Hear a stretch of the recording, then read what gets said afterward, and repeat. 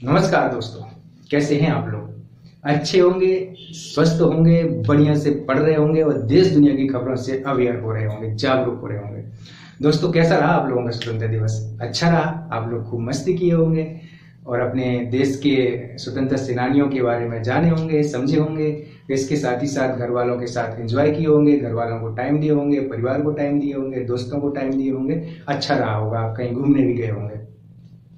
तो दोस्तों, कल इस टॉपिक को लेकर के भारत के स्वतंत्रता सेनानियों का जो योगदान रहा है हमारे इतिहास में, एक संक्षिप्त, सारगर्भित और मार्मिक विवेचना के साथ एक वीडियो लेकर के आया था मैं।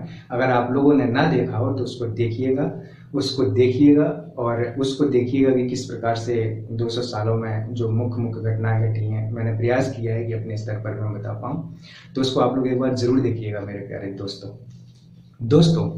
क्या आप लोग कभी डैम पे घूमने गए हैं? डैम, हाँ, बांध नहीं होता है, बांध होता है, पानी रोका जाता है जहाँ पे। गए हैं घूमने? हाँ, गए हैं, सही। तो दोस्तों, जब आप डैम पे घूमने गए हैं तो आपने क्या देखा वहां पे कि बहुत सारा पानी भरा रहता है। उसको रोकने के लिए कुछ ना कुछ तो होगा ना, उस पानी को रोकने के लिए वहां पे होगा ना कुछ रोकने के लिए उस पानी को कैसे रोकते हैं? तो वो आपने वहां देखा होगा कि उसको फाटक लगे रहते हैं या उसके द्वारा पानी को रोका जाता है। इसी प्रकार दोस्तों, आप नहर पे भी गए होंगे। कहीं से अगर एक बड़ी नहर आ रही है और वहां से दो नहर ऐसी निकालनी है हमको, तो जब दो नहर ऐसी निकालनी है तो एक का पानी रोकेंगे तब तो दूसरे में जाएगा, है ना मेरे प्यारे दोस्तों।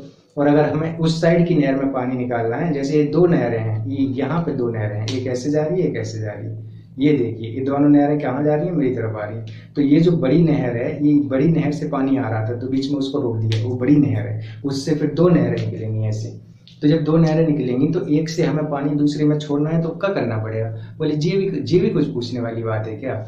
ये क्या करना पड़ेगा? एक पानी को रोक दो और दूसरे में पानी छोड़ दो, है ना मेरे प्यारे दोस्तों। ऐसे ही करना पड़ेगा ना, तो वहां फटक लगे रहते हैं, तो मशीन से उसको चढ़ाया जाता है। अब कितना पानी छोड़ना है उस पर डिपेंड करता है कि मान के चलो ये फाटक है तो ये फाटक लगा हुआ है, तो अगर इतना पानी छोड़ना है तो इतना खोल दो, इतना पानी छोड़ना है तो इतना खोल दो, इतना पानी छोड़ना है तो इतना खोल दो, और ज्यादा पानी छोड़ना है तो और ज्यादा खोल दो। होता है ना ऐसा मेरे प्यारे दोस्तों? यस, इसी प्रकार आप रेगुलेटर देखते होंगे पंखे का। आपको तेज करना है, धीमा करना है, आप रेगुलेटर से कर लेते हैं। ये सब क्या है? ये नियंत्रण कर रहे हैं। किसको? किसी चीज को तो नियंत्रित कर रहे हैं। इसी प्रकार आप गैस का वो देखते होंगे, गैस को स्लो करना है, धीमा करना है, वो भी क्या कर रहा है? कंट्रोल ही तो कर रहा है ना, नियंत्रित कर रहा है। किसको? गैस को धीमा करना है, तेज करना है। इसी प्रकार आप मोटरसाइकिल का एक्सीलेटर देखते होंगे, है ना, वो भी क्या कर रहा है? कंट्रोल कर रहा है। गाड़ी का एक्सीलेटर देखते होंगे। तो ये सब क्या चल रही है? नियंत्रण की प्रक्रियाएं चल रही है। इसी प्रकार मेरे प्यारे दोस्तों, पैसे को नियंत्रित करने के लिए जो पॉलिसी बनाई जाती है उसको हम मौद्रिक नीति कहते हैं। और ये मौद्रिक नीति आरबीआई बनाता है कि पैसे का फ्लो कितना होना चाहिए बाजार में और पैसे का फ्लो कितना नहीं होना चाहिए, कैसे पैसे का फ्लो बढ़ाना है और कैसे पैसे का फ्लो कम करना है। तो दोस्तों, हम लोग आज डिस्कशन कर रहे हैं बहुत ही अर्थव्यवस्था के बहुत ही प्यारे टॉपिक मॉनेटरी पॉलिसी को, मौद्रिक नीति को। Today we are going to discuss the monetary policy of RBI, कि आरबीआई किस प्रकार से, आरबीआई क्या है? आरबीआई एक वित्तीय संस्था है, एक फाइनेंशियल इंस्टीट्यूशन है जो क्या करती है, जो पैसे के जो बहुत जितनी भी वित्तीय गतिविधियां हैं, आर्थिक गतिविधियां हैं, उन पे नियंत्रण रखती है। क्या उसके बहुत सारे काम है। कभी हम आरबीआई पे अलग से टॉपिक पे, आरबीआई से हम अलग पे डिस्कस कर लेंगे कि आरबीआई के क्या काम होते हैं। आरबीआई केंद्र सरकार को पैसे देती है, राज्य सरकार को पैसे देती है। आरबीआई मुद्रा को बनाती है, फॉरेन करेंसी का विनियमन करती है। बहुत सारे काम है उसके, बैंकों का रेगुलेशन का काम करती है, मौद्रिक नीति बनाती है, जिसपे हम चर्चा करने जा रहे हैं। तो दोस्तों, मौद्रिक नीति क्या होती है? मुद्रा को नियंत्रित करने के लिए जो नीति बनाई जाती है वो मौद्रिक नीति है। मुद्रा के फ्लो को बढ़ाना है, मुद्रा के फ्लो को कम करना है। मनी की मार्केट में पैसा कितना भेजना है। अच्छा, मार्केट में पैसा भेजने के क्या फायदे हैं? अगर मार्केट में पैसा जाएगा, जैसे आरबीआई ने बैंकों को पैसा दिया, तो वो बैंक जो है वो पैसा किसको देंगे? हम लोगों को देंगे। वो बैंक जो है वो पैसा किसको देंगे? हम लोगों को देंगे। जब वो पैसा हमारे पास आएगा तो हम क्या घर धरे रहेंगे क्या? हम क्या घर पे रखे रहेंगे क्या उन पैसे को? नहीं, हम क्या करेंगे, उन पैसे को खर्च करेंगे। जैसे ही हम उन पैसे को खर्च करेंगे तो मान के चलो कि हम काय पे खर्च करेंगे, हम अच्छे कपड़े खरीदेंगे या हम टीवी खरीदेंगे या हम फ्रिज खरीदेंगे या हम कोई बिजनेस लगाएंगे तो बिजनेस के सभी संसाधन जितने भी उसको उपकरण है, जो भी चीजें हैं वो सब हमें खरीदनी पड़ेंगी ना। हमने मान के चलो 10 लाख रुपए आरबीआई से लोन लिया है, तो मतलब बैंकों से लोन लिया है, तो जो बैंकों से हमने लोन लिया है उसका पैसा इन्वेस्टमेंट करेंगे। जैसे ही हम कहीं इन्वेस्टमेंट करेंगे, मान के चलो उद्योग लगा रहे हैं, तो उस उद्योग को जैसे ही हमने लगाया तो उस उद्योग को लगाने के लिए बहुत सारी चीजें चाहिए ना। जहां हम उद्योग लगा रहे हैं वहां हमें जमीन चाहिए, जमीन के साथ साथ फिर हमें वहां पे कम्युनिकेशन चाहिए, वहां पे सड़क चाहिए, वहां पे बिजली चाहिए, वहां पे पानी चाहिए, वहां पे मजदूर चाहिए, वहां पे कच्चा माल चाहिए। ये सारी चीजें चाहिए कि नहीं चाहिए? ऐसे थोड़ी ना कहीं पर उद्योग लगा लेंगे हम। वहां पे बाजार भी चाहिए, वहां पे खरीदने वाले लोग भी चाहिए, वहां पे कच्चा माल भी चाहिए। ये सारी चीजें चाहिए ना मेरे प्यारे दोस्तों, चाहिए कि नहीं चाहिए? चाहिए। ऐसे थोड़ी उद्योग लग जाएगा। तो जब पैसा आएगा तभी तो, और पैसा कब आएगा? जब हमें बैंकों से पैसा मिलेगा, और बैंकों से पैसा मिलेगा और वो भी कम ब्याज पे मिलेगा, क्योंकि ज्यादा ब्याज होगा तो हम क्यों पैसा लेंगे? नहीं लेंगे ना। तो कम ब्याज होगा तो हम पैसा लेंगे, और जब पैसा लेंगे तो पैसा मार्केट में जाएगा, और जब पैसा मार्केट में जाएगा तो हम चीजों को खरीदेंगे, और जब हम चीजों को खरीदेंगे तो चीजों के दाम बढ़ेंगे। चीजों के दाम बढ़ेंगे कि नहीं बढ़ेंगे? जब चीजों के दाम बढ़ेंगे तो इसको हम मुद्रास्फीति कहते हैं। जब वस्तुओं की कीमत बढ़ती है तो उसको हम मुद्रास्फीति कहते हैं। जब वस्तुओं की कीमत बढ़ती है और जो मुद्रा की मूल्य में कमी आती है तो उसको मुद्रास्फीति कहते हैं। तो मेरे प्यारे दोस्तों, मुद्रास्फीति को रोकने के लिए ही हम, मुद्रास्फीति को कंट्रोल करने के लिए भी हम जिस प्रकार की नीति को लागू करते हैं, हम रेपो रेट बढ़ा देते हैं, हम रिवर्स रेपो रेट बढ़ा देते हैं, हम उसको कम कर देते हैं, हम CRR, SLR, ये सारी चीजें, repo rate, reverse repo rate, CRR, SLR, bank दर, open market operation, MSF, LAF, इन सब चीजों को हम बढ़ाते घटाते रहते हैं। आपने प्रायः देखा होगा 2-3 महीने में आप न्यूज पेपरों में रेपो रेट RBI ने बढ़ाया, रिवर्स रेपो रेट RBI ने घटाया, इस प्रकार की CRR RBI ने बढ़ाया, SLR RBI ने बढ़ाया, ये सब बढ़ाए घटाए। ये कौन करता है? RBI करता है। क्यों करता है? क्योंकि उसको पैसे को मार्केट में जाने से रोकना है। अगर पैसा मार्केट में नहीं जाएगा, अगर मान के चलो कि उसने रेपो रेट कम कर दिया, आप रेपो रेट को पहले समझ लीजिए आसान शब्दों में। रेपो रेट आखिर होता क्या है? रेपो रेट का मतलब है वह दर है, RBI की वह दर है जिस पर वाणिज्यिक बैंक उधार लेते हैं। जिस पर बैंक उधार लेते हैं RBI से पैसा, वही दर रेपो दर कहलाती है। जिस पर RBI से हम बैंक उधार लेते हैं, वो दर रेपो दर कहलाती है। और जिस दर पर बैंक RBI को जमा करते हैं पैसा अपना, वो दर रिवर्स रेपो दर कहलाती है। अगर RBI ने अपनी रेपो दर बढ़ा दी है, मान के चलो पहले वो 2% या 5% ब्याज ले रहा था, अब वो 7% ब्याज ले रहा है, तो मुझे बताओ, बैंक उससे पहले 5% दे रहे थे, अब 7% उसको ब्याज देंगे, तो फिर बैंकों को तो ज्यादा पैसा देना पड़ेगा ना। तो बैंक कहेंगे हम नहीं लेते तुमसे पैसा, हम तो किसी और से पैसा ले लेंगे, तुम ज्यादा दे रहे हो। तो जब पैसा ही नहीं लेंगे तो पैसा नहीं आएगा, तो फिर लोगों को अगर उन्होंने पैसा ले भी लेंगे तो लोग आएंगे मांगने के लिए, तो कहेंगे भैया ब्याज दर तो इतनी है, आपको चाहिए तो बताओ, नहीं चाहिए तो बताओ। तो लोग भी पैसा नहीं लेंगे। जब लोग पैसा नहीं लेंगे तो किसी तरीके से अपना गुजारा चलाएंगे। जहां वो बिस्किट के 10 पैकेट खरीद लेते थे, अब वो 5 में गुजारा कर लेंगे। जहां वो पहले 1 किलो चावल 2 दिन में खा जाते थे, अब वो 1 किलो चावल कम से कम 3-4 दिन चलाएंगे कि नहीं चलाएंगे? हाँ, किसी को क्यों? फिर इससे क्या होगा? जब चीजें खरीदेंगे नहीं, जब चीजें ज्यादा नहीं खरीदी जाएंगी तो अपने आप उनका दाम कम हो जाएगा। जब अपने आप उनका दाम कम हो जाएगा तो मुद्रास्फीति कम हो जाएगी। है ना मेरे प्यारे दोस्तों? मजा आ रहा है ना? कितना गजब का कंसेप्ट है ना? कितना गजब का कंसेप्ट, कितना प्यारा कंसेप्ट है। वैसे ही 2 वर्ड होते हैं, CRR और SLR। CRR क्या होता है? Cash reserve ratio. CRR क्या होता है? Cash reserve ratio.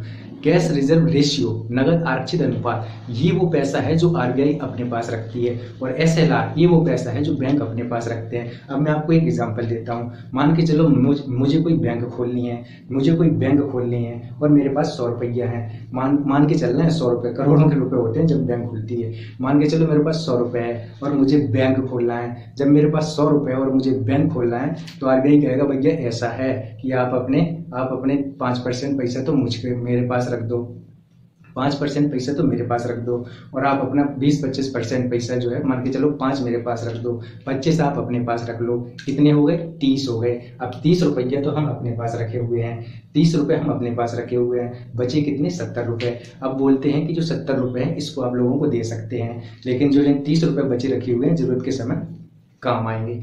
तो समझे मेरे प्यारे दोस्तों कि जो CRR है वो क्या है, वो एक मनी है जो कुछ RBI के पास रखी हुई है, कुछ बैंकों के पास खुद रखी हुई है कि ये पैसा तुम्हें कहीं खर्च नहीं करना है, ये विपरीत समय में काम आएगा। जब कोई बैंक देने लगती है या लोगों का पैसा लोगों के पास नहीं पहुंच पाता है, तो फिर इस प्रकार के पैसे का उपयोग किया जाता है कि वो जो पैसा रखे थे कहाँ है, उस पैसे का उपयोग करो जरा, उस पैसे को लोगों तक पहुंचाओ या उस पैसे को लोगों को दो, क्योंकि पैसा ही तो है जो पूरी अर्थव्यवस्था को चला रहा है। पैसा हटा दो तो अर्थव्यवस्था हट जाएगी। पैसे से ही तो सारी गतिविधियां चल रही हैं, पैसे से निवेश हो रहा है, इन्वेस्टमेंट हो रहा है, बड़े बड़े उद्योग लग रहे हैं, तो रोजगार मिल रहा है, तो लोगों के पास पैसा आ रहा है तो उसको स्वास्थ्य पे, शिक्षा पे खर्च कर पा रहे हैं, अपनी जीवनचर्या अच्छे से चला पा रहे हैं कि नहीं चला पा रहे हैं।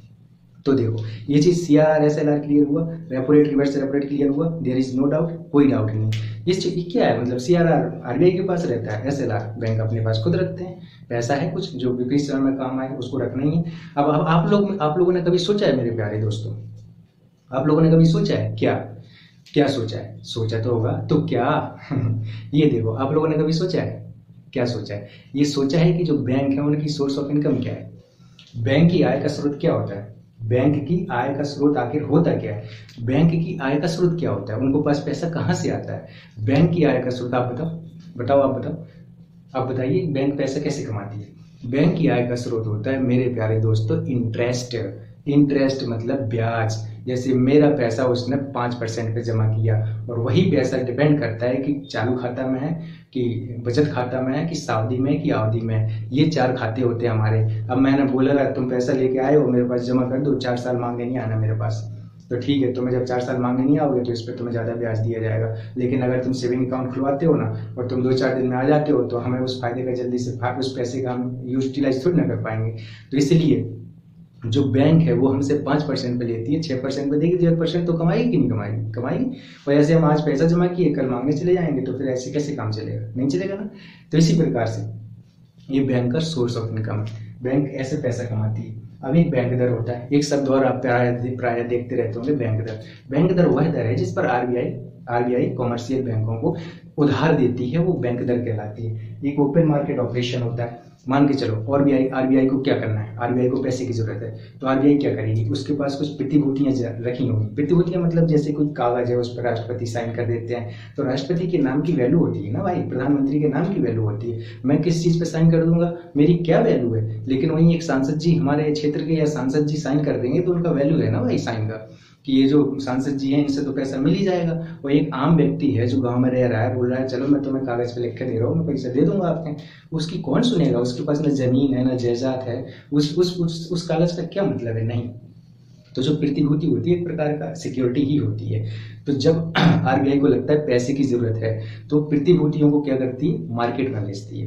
प्रतिभूतियों को क्या करती है, मार्केट में बेचती है, और मार्केट से क्या करती है, पैसे ले लेती है। तो मार्केट से जब पैसे लेगी तो मार्केट में पैसे की कमी होगी, फिर वही कंसेप्ट लगा दो, डिमांड एंड सप्लाई।